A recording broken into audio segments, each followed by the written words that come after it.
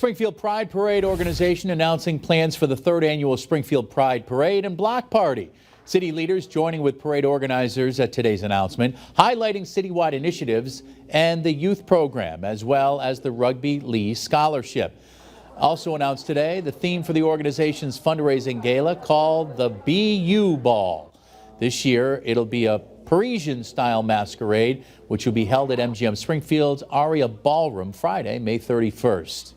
It's a great celebration of the work we do throughout the year, supporting our youth in this community. It's a beautiful community to be a part of. It's a bright, proud, and loud community, and we just want to make sure that we give the youth of this community that message, to live loud and proud and to show that they're supported. Western Mass News also spoke with Springfield Mayor Dominic Sarno about the upcoming celebration. He tells us the Pride Parade crowd continues to grow bigger each year.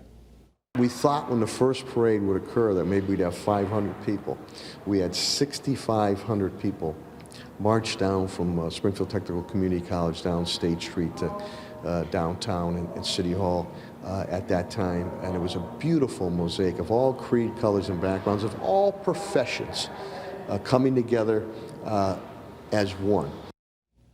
Western Mass News is a proud media sponsor or partner of the Springfield Pride Parade, and we're excited to march along with all of you on Saturday, June 1st.